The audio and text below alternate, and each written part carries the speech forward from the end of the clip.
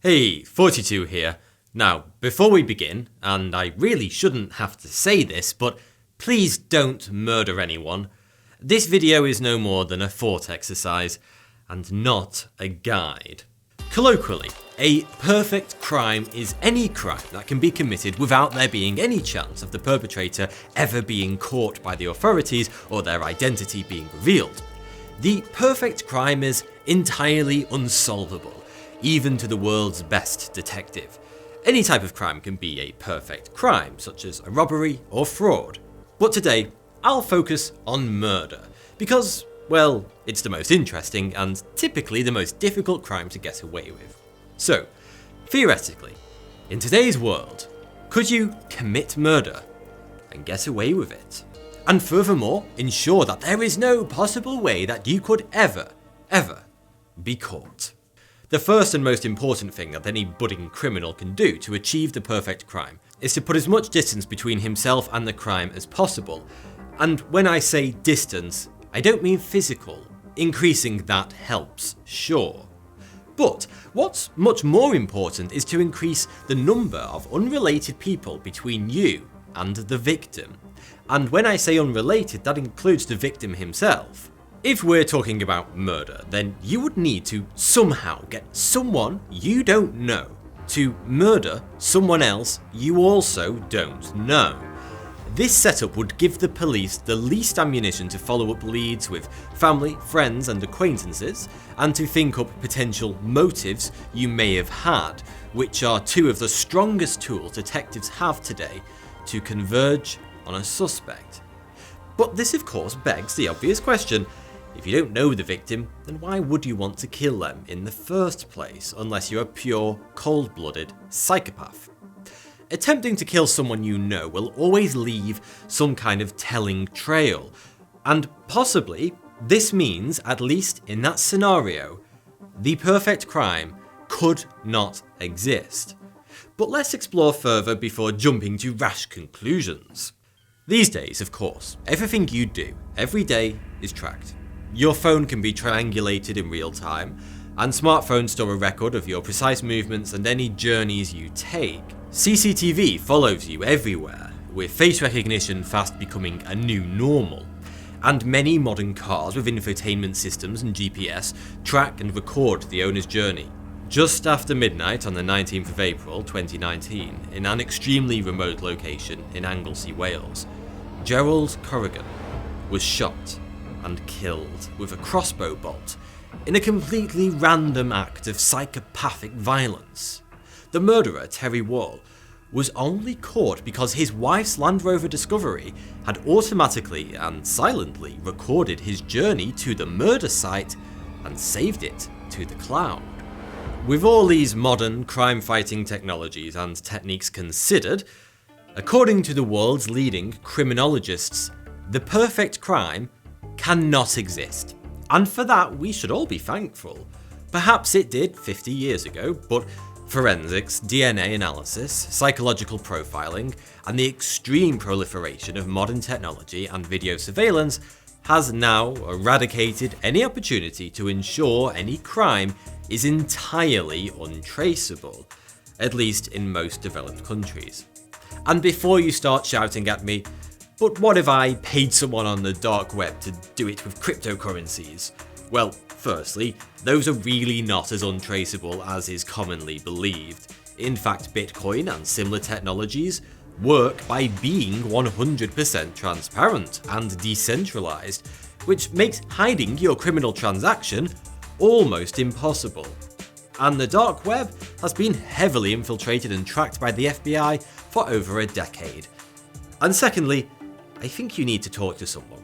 Criminologists say the closest thing to the perfect crime today would be to murder someone completely random, without any premeditation. And don't tell anyone, obviously. The perpetrator must also have a completely clean criminal record. But, most importantly of all, it should be done in a crowded public place. Surprised? Well, this is because it almost entirely negates the opportunity for DNA evidence to be effective or admissible in court.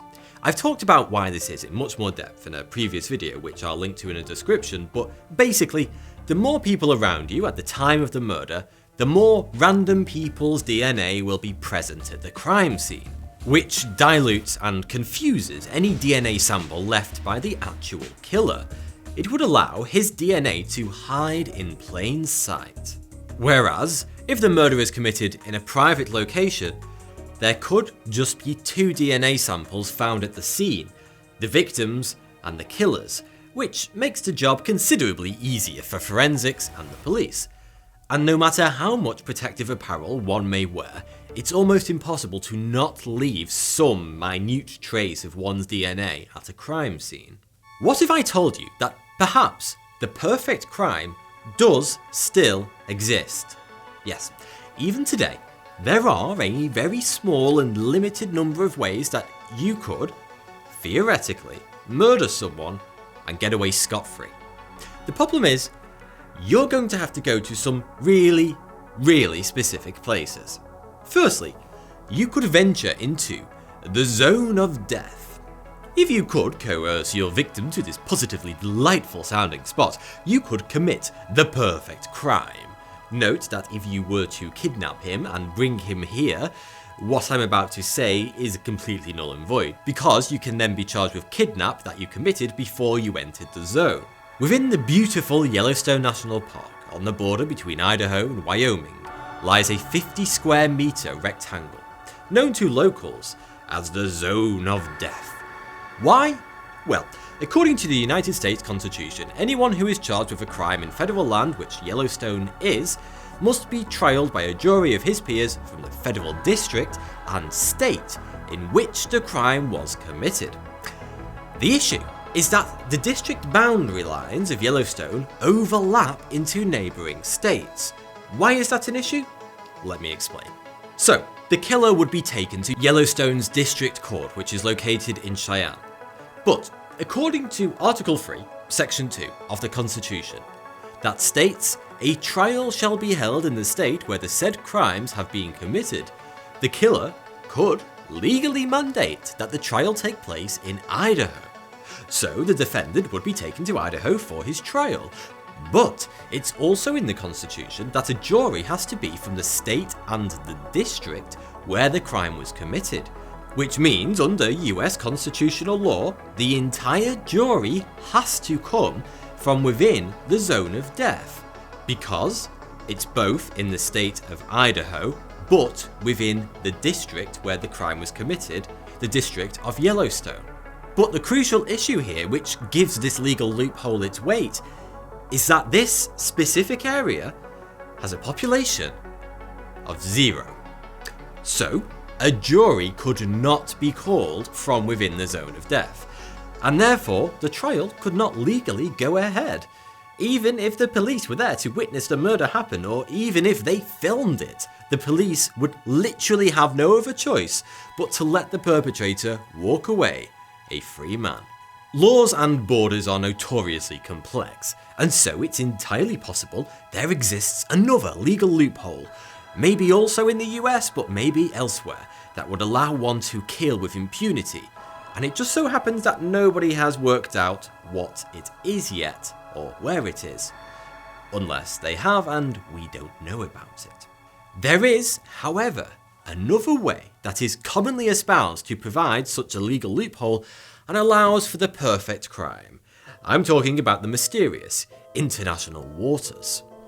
Under United Nations international law, 12 nautical miles from the coastline of each country is considered to be that nation's territorial waters, wherein the full laws of that country still apply.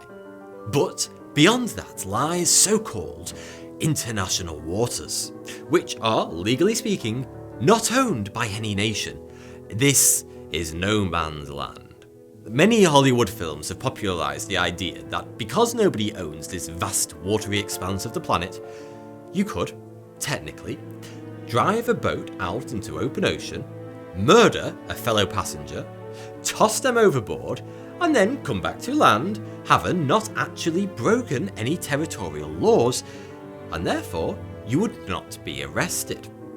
The theory was sort of tested on New Year's Eve in 2017, when a group of New Zealanders constructed a mountain of sand in the middle of a coastal inlet, then placed a picnic table on it and cracked open a few beers.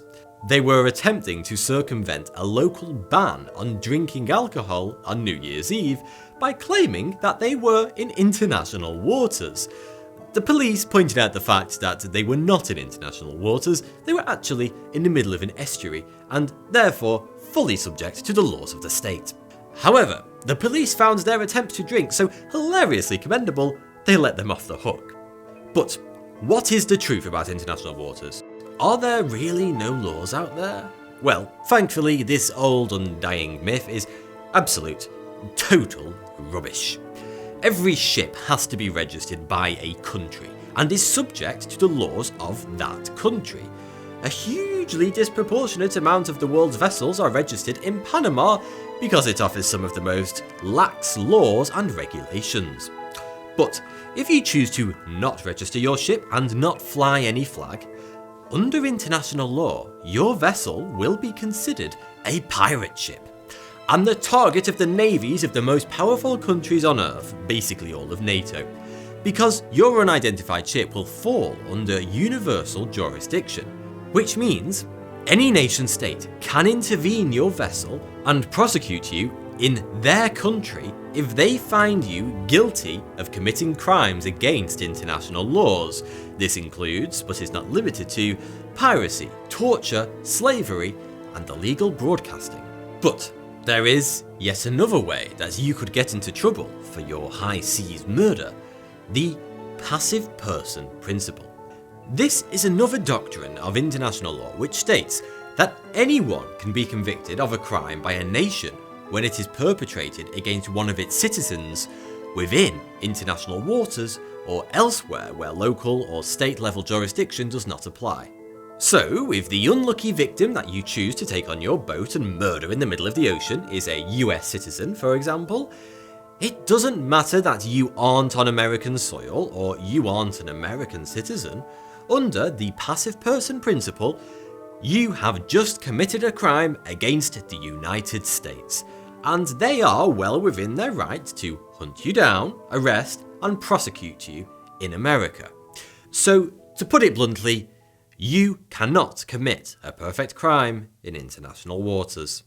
Obviously, the point of perfect crimes is that we seldom know they ever happened, so who knows how many ostensibly perfect crimes have been committed throughout history. But perhaps the closest anyone has ever come to committing the perfect crime that we actually know about was in Germany in 2009, when $6.8 million worth of jewellery was stolen from the Grand Kaufhaus der Westens department store.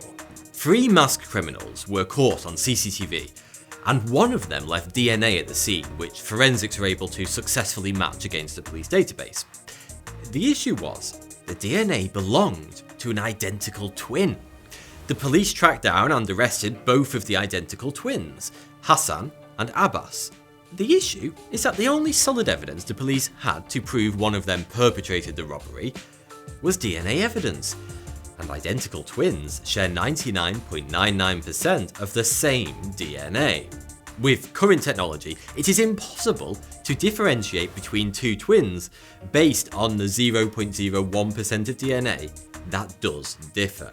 Thus, the police could not, beyond reasonable doubt, determine which of the twins was guilty, and they therefore had no option but to let both walk away free men. The twins may not have intended to commit what was reasonably close to a perfect crime, but that they did. Thanks for watching. If you enjoyed this video, then please consider supporting me on Patreon, because it really helps me to continue to make these videos. The link's in the description below. Also, if you want to get your hands on a first edition signed copy of my new book, Stick a Flag in It, 1,000 Years of Bizarre History from Britain and Beyond, you can pre-order your copy at Unbound Publishing. The link's in the description. Thank you.